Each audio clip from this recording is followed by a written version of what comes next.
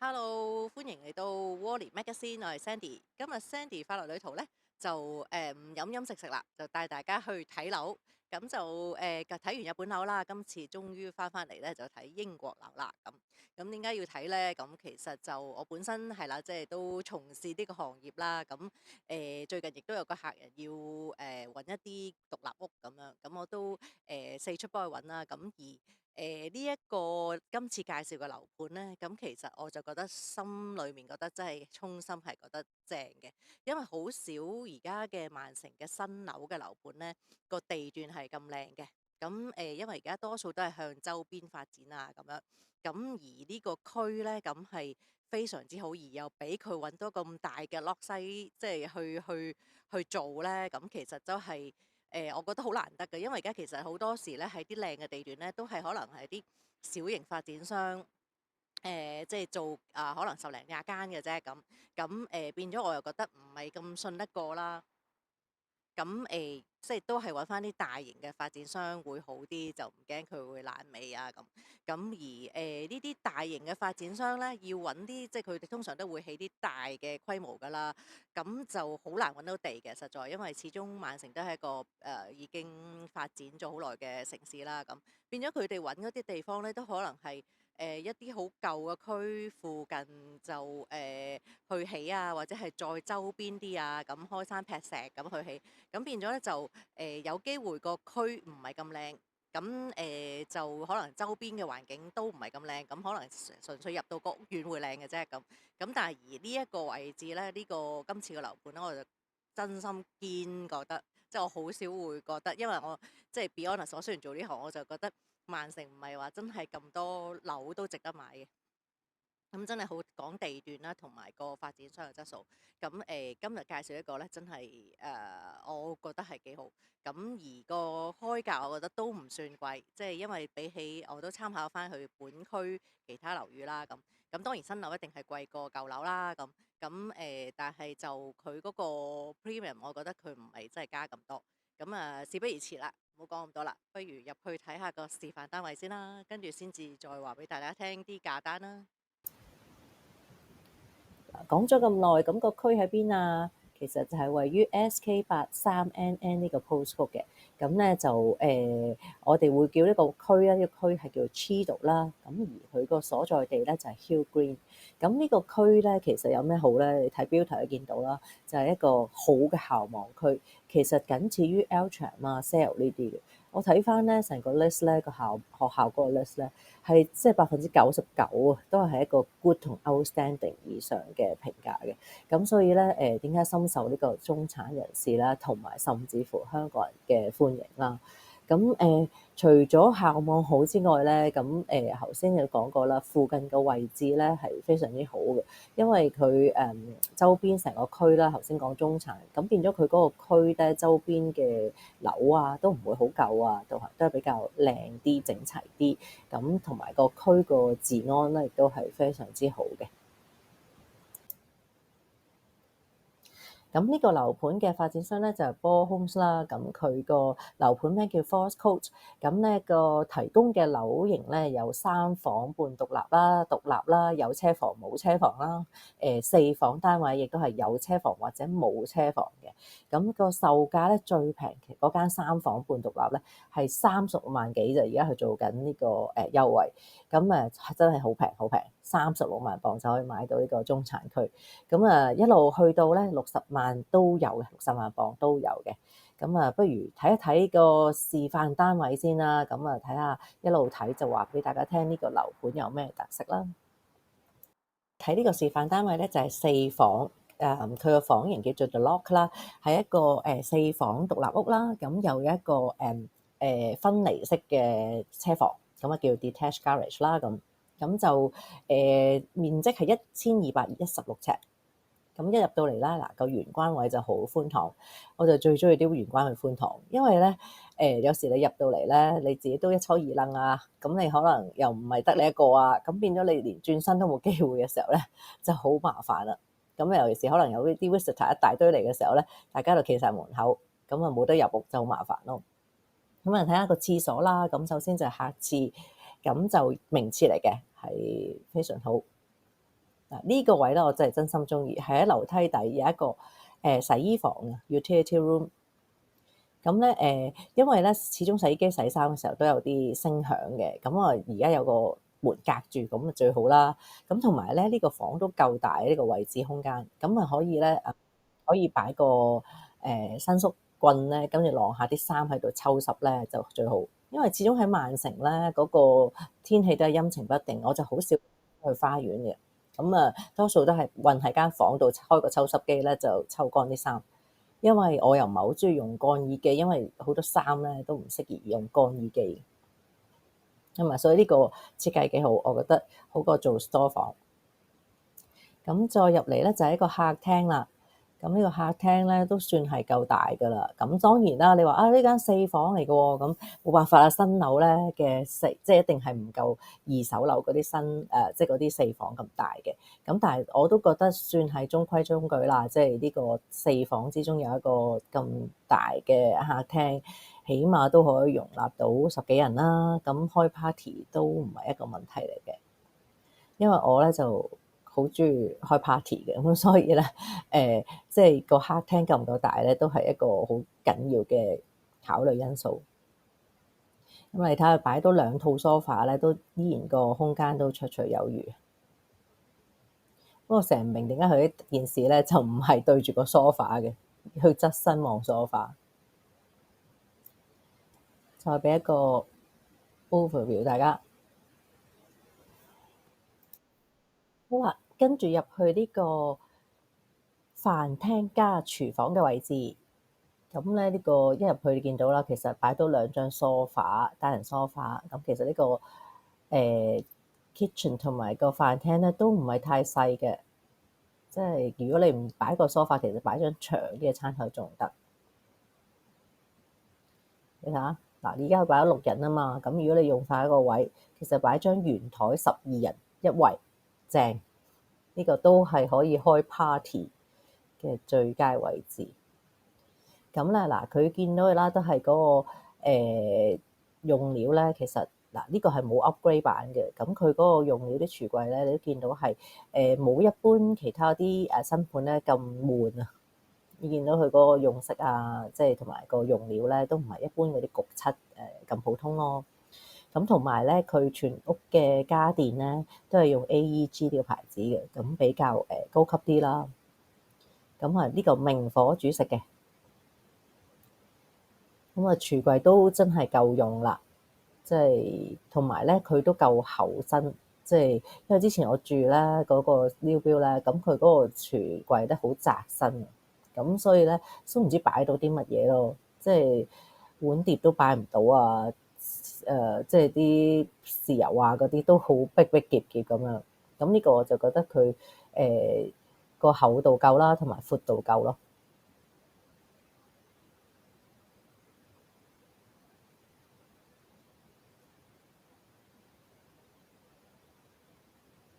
佢個係啦，每一個層架都做晒。嗱，連呢個佢都有呢個板。我之前住嗰個冇嘅，變咗咧就你自己要擺啲架入去擺嘢咯。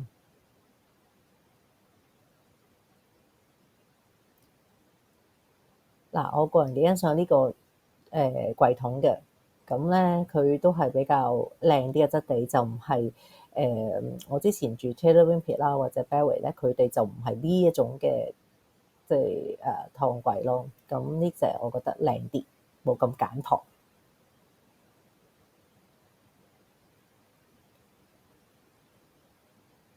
整體就望一望啦，個櫥櫃我覺得就夠用噶啦，應該一般嘅家庭。咁再唔夠嘅，咪喺度加翻啲 cabinet 啦，咁可以擺啲煲煲罉罉。嗱，呢個就係花園嘅位置啦。咁隔離咧就會有一個車房喺度嘅，就經花園去嘅車房。咁個花園你見到其實佢都係淨係包呢幾塊磚嘅啫。咁啊，如果你想鋪過咧，咁就要加錢嘅。咁啊，草地都係要加錢啦。好啦，上去上一層睇下啲房間啦。哇！呢個樓梯位置咧有個窗啊，咁咪顯得光猛啲。同埋咧，哇個樓底係超高喎，咁呢個咧真係唔怕搬家私問題啦。因為之前咧我搬屋咧，咁佢嗰個樓底咧即係有一層喺度隔住咧，咁就好難轉身啊嗰啲家私。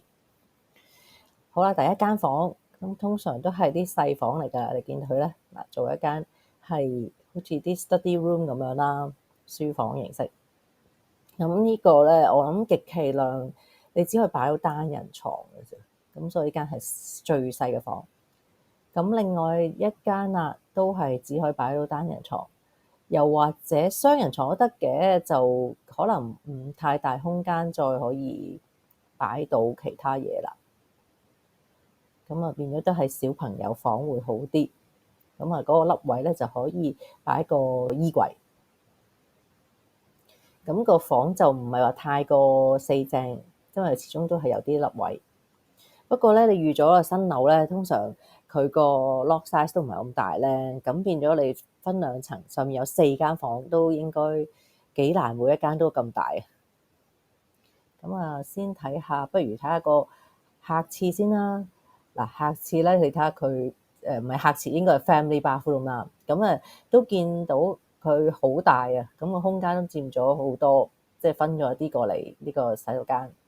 咁我就中意佢啦，有 bathtub 又有 shower，咁變咗咧就有時可以沖完涼就可以浸下浴啦，就唔使分兩個洗手間去咧，就麻煩啲。咁咧就另外睇埋呢間房就應該唔係套房，係啦，係咪套房咧？有個衣櫃，跟住個隔離咧就係套房啦，係啊，有個洗手間 en suite 嘅。咁亦都係嗱，應有則有啦嚇，可以擺到床、衣櫃，有洗手間，咁又唔算話真係太鬆動，但係不過亦都係叫做足夠啦空間。個洗手間亦都係都夠寬敞，同埋個淋浴間都 OK，肥少少都冇問題。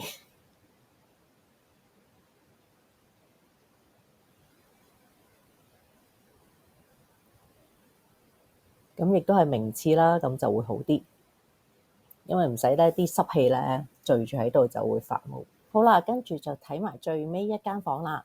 咁都係一個雙人房啦，咁因為都可以擺到一個雙人床，side table 都有啦。咁個窗咧要夠大，就足夠採光。咁啊，都係啦，因為都有個凹位咧，咁其實就適宜擺衣櫃嘅。咁佢呢個係擺咗個 stand-alone，我就覺得可以加到門咧，做一個直情係高身直情攞晒全部位咧，做一個入場衣櫃就最好啦。好啦，跟住睇埋另一個4房嘅獨立屋，咁佢呢個就係 Wyatt 啦嘅單位，咁佢大約100尺到啊，1311尺，咁就入到去啦。咁其實又係一個比較大啲嘅 hallway，非常好。咁咧，唯獨是個 radiator，我覺得可以再轉一轉位就好啦。如果唔係咧，咁其實呢度可以擺一個大嘅鞋櫃，就 very good。咁同樣呢度都係洗手間，咁亦都係有窗嘅名廁嚟嘅，咁就都 OK 啊。其實轉身都冇問題，因為有時有啲咧就個喺地下個廁所咧真係細到咧好緊要。好啦，跟住睇下個 utility 位置啦。其實同頭先嗰間4房咧都係一樣噶啦，都喺個樓梯底咧就做咗個洗衣房嘅。咁啊，同樣都係擺洗衣機啦，咁佢都係 AEP 個牌子嘅。咁咧就呢個係連埋個屋就送埋噶啦。咁跟住咧就有個 boiler 位置呢度。好啦，跟住就睇下呢個啲客廳位置啦。咁客廳咧其實同頭先嗰個屋型咧都差不多，係大咧就大咗嗰個 bay window 嘅位置。即係突咗出去咁樣，咁其實我有陣時都幾中意呢啲 bay window，即係比較英倫風啲咯，就感覺係帶翻少少嘅古色古香啲。咁啊，譬如呢度咧，我就覺得sofa太大啦，咁可能擺張嗰啲閲讀椅啦，或者按摩椅咧，咁喺個窗邊咧，咁啊休息下我都幾舒服，我覺得。咁同樣佢擺咗兩組 sofa 都係依然好大地方，應該又係可以容納到10幾20人啦，呢度應該。個電視不過就好似細咗啲咯。跟住咧就嚟到呢個廚房加飯廳嘅位置，咪住唔係咁嘢少嘅，仲有個小偏廳。咁我覺得呢個直情可以叫做 party room 啊！呢邊咧嗱，諗下放卡拉 OK 可以唱卡拉 OK 啦，或者係睇電影啦。跟住嗰邊就打麻雀啦，有人煮嘢食啦，有人飲酒啦。哇！真係諗起都開心。咁咧嗱，呢個位置可以擺咗6人台，咁我覺得可以其實買大啲仲得，或者係呢啲 extend 到嗰啲位置都仲可以嘅。咁啊，最好如果有細路仔咧，其實就一邊係有細路仔空間，另外一邊咧就係大人嘅空間就最好啦。所以咧，其實有陣時咧，佢哋咁大嘅廚房或者呢個位置咧，其實都係客廳都變咗好似冇乜用咁樣。嗱，咁呢個咧就有別於頭先個位嗰間房型嘅4房啦，呢個係有埋 island 嘅呢個廚房，咁啊即係其實大好多個面積。其實咧呢度都係大100尺，唔知點解咧感覺上咧好似樣嘢都寬敞啲。頭先個客廳又寬敞啲啦，呢度又係個廚房位置亦都大啲啦咁。咁同樣啦，呢度都係用翻係 AEG 嘅電器啦。咁呢度咧，其實呢個屋型咧，其實佢就示範咗一啲係 upgrade 咗嘅物料。咁可能台面啊，頭先你見到嗰啲大門嗰啲門咧，都係木色嘅，即係已經係 upgrade 咗噶啦。咁啊，當然要另外價錢啦。咁啲櫥櫃啦，間隔都係差唔多。嗱，頭先我話好中意嗰個櫃桶咧，咁呢度都係一樣有配置啦。咁但係咧，唔知點解呢個咧就用咗係電陶爐或者電磁爐啦，就唔係明火。頭先嗰間就明火嘅。咁呢度咧，就算櫥櫃唔夠用啊，咁嗰個記唔記得啊？有個 island 噶嘛，island 都擺得好多嘢嘅。洗碗碟機啦，一定係要啦，呢個家庭和諧器。嗱，頭先講緊啦，呢個 island 咧，其實係兩邊開嘅，咁變咗都擺咗好多嘢，啲沙煲罌罉有得歸位啦。因為我哋咧，我唔煮嘢都好多沙煲罌罉，更何況一啲廚神咧，大家都應該買好多沙煲罌罉。咁同樣啦，佢呢度都有包個車房嘅，咁車房咧都係經花園咧而出去嘅。咁花園嘅大細又係視乎個每一個 plot number 啦，嗰間屋嘅去附帶去畫咗幾大就幾大，咁所以咧都要大家即係要去親身去睇咧先知。但係呢啲真係可遇不可求。好啦，跟住咧就上去呢個1樓啦，同樣啦都係有個窗可以光猛啲啦，個樓梯位，咁亦都係好高嘅樓梯。如果你要擺到嘅盞水晶燈咧，就好靚啦。上到嚟呢個 landing 位置就唔算太窄，咁亦都唔會話嘥咗啲位。咁入到嚟咧，就呢間房就唔係好細喎，都擺到雙人床喎，冇頭先嗰啲咧咁細，冇頭先嗰間屋。咁雙人床之外咧，可唔可以擺到衣櫃咧？係擺咗個細細地啦，即係有少少呃人啦，因為佢本身就擺咗個梳妝台，咁所以咧就偷咗啲位。另外一間咧就真係細房啦，咁但係都冇頭先嘅咁細，可以擺到單人床或者係雙人床勉勉強強啦，但係就可能擺到嗱呢個一位係擺到衣櫃咁樣咯，就唔係話真係咁寬敞。不過但係如果 compare 喺香港咧，其實呢啲房都已經係好好。嗱，如果冇呢個衣櫃擺嘅，可以喺呢個儲物空間整一個衣櫃都得。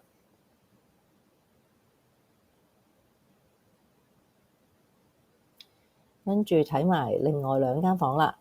咁呢間咧嗱，望落去咧都叫做大啲，起碼有個衣櫃可以做到。雙人床，一個雙門衣櫃，仲有可以擺到3桶櫃。咁所以咧，呢個就我覺得價位真係啱啲啦，即係適中啲。就算唔擺個衣櫃，都擺張梳妝台都好啊。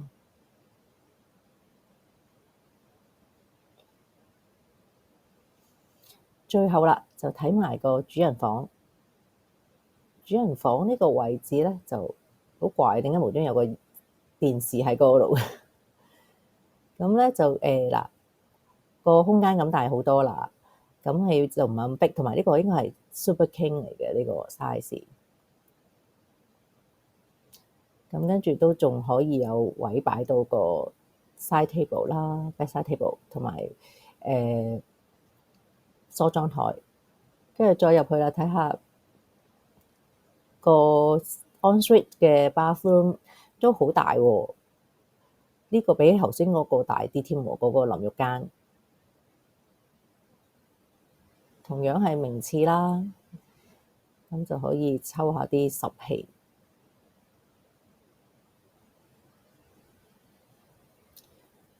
跟住咧，呢個我唔係電視嚟嘅，係鏡嚟嘅。咁係一個 built-in 咗嘅衣櫃。咁嗱，呢個衣櫃係差唔多啦，應該就即係啱啲規則咯，即係冇理由咁少位嘅，即係擺衫。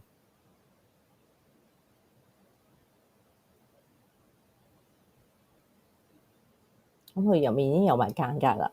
咁呢個咧就我同發展商有傾過咧，佢呢個咧都係而家係包咗嘅呢個主人房嘅衣櫃。咁啊好啦，睇下個 family bathroom 啦，都一樣啦，好似頭先咁，又有個 bathtub 啦，又有個淋浴間。咁咧，大家都即係我最嚮往嘅，沖完個涼可以浸下個浴，就爽啦。同埋咧，我都中意個洗手間咧大少少，因為始終你着衫啊、換衫啊都即係唔使咁逼，唔使撞嚟撞去。同埋咧，我哋都好多，即係我又中意擺埋啲毛巾喺入面啊。如果擺到個櫃咧，咁就好啲啦。咁好啦，嗱睇完晒示範單位啦，大家都想知道個價錢係幾多嘅？咁咧，第一間睇嘅4房獨立屋連車房就係1216平方尺，咁啊售價係534995磅嘅。咁另外一個第二個睇個單位咧，就係亦都係4房獨立屋啦，連車房，但係大100尺，咁就係1311尺啦，咁就售價係587500磅嘅。咁啊，大家見到個價錢咧，其實發展商咧都唔係太進取嘅，因為咧喺同區嘅二手市場咧，4房咧都講緊咧起碼50萬磅起跳噶啦，咁就好多時都大約60萬磅啦。不過咧就二手樓咧通常咧就會比較面積大少少啦，咁新樓就通常細啲。咁不過新樓咧有好處就係個裝修已經係齊全晒啦，就唔使再掉錢裝修，咁啊變咗一入去就住得唔使再等，咁啊免卻好多煩惱。跟住就帶大家睇下屋苑入面嘅範圍啊，咁因為有部分咧已經起好咗，同埋已經入咗伙㗎啦。咁我另外中意呢個屋苑嘅地方咧，就係佢嗰個密度唔係好高。咁咧你睇下樓與樓之間嗰個車路咧都比較寬闊嘅，咁變咗大家嗰個採光度就會好啲啦。咁亦都行起上嚟咧，即係有陣時打對頭車咧都唔使咁麻煩。咁另外佢嗰個行人路咧，佢哋嗰個鋪咧，嗰個手工咧非常之好。因為我自己都之前講過啦，都住過2個唔同嘅新屋苑咧，咁佢哋嗰個手尾咧，即係後尾執嗰個路咧，都執得冇咁靚。佢鋪嘅瀝青咧，都依然係有少啦突突啊，啲 curb 位都係唔平。咁呢度咧，我就覺得佢又鋪翻磚路啦，又唔係瀝青路咧，咁我就覺得幾靚。樓盤咧，除咗係再落一個靚嘅區份，校網好之餘，其實佢周邊嘅設施都非常之齊全。例如我哋成日要去嘅超級市場，係揸2分鐘車就已經有啦，有間 Sainsbury 啦，有個百貨公司 John Lewis 啦。咁另外咧，亦都揸5分鐘車咧，有2個大嘅 retail park，咁各式形式嘅商店都會有嘅。咁除咗買嘢之外咧，咁其實休閒嘅設施亦都好多。咁附近有2個 golf club 啦，亦都有咧好大個 park 啦，公園俾小朋友可以放下電啊，或者閒時去 picnic 啊咁樣。好啦，講咗咁耐，係咪覺得咧呢個屋苑咧真係好似好無敵咁樣咧？咁其實咧都有啲唔好處嘅，我就揾到一個啦，就係佢咧唔近呢個火車站，因為大家如果冇揸車咧，其實呢度就如果行去火車站咧都要成27分鐘，咁就揸車咧就好啲啦，5分鐘。咁所以咧，如果呢度冇車咧，其實要出去其他嘅市中心嘅地方或者周邊咧就麻煩少少啦。咁可能要搭巴士啦，因為佢哋都冇 Metrolink 嘅。咁但係如果揸車嚟講咧，其實出去市中心咧都好方便，揸25分鐘咧就可以出到曼城市中心噶啦。咁所以呢個咧就係唯一我諗到嘅唔好處。大家睇完呢個屋苑又覺得如何呢？咁啊講到明咧，呢個係非廣告啦。咁但係如果大家真係有興趣買嘅話咧，咁啊不妨聯絡我啦。咁我都可以幫你攞到少少優惠嘅。咁啊，今集呢條片就到此為止啦。咁大家咧就記得 subscribe 呢個 Wally Magazine。咁咧就我 Sandy 快樂旅途咧就會再出多啲片俾大家睇㗎啦。拜拜。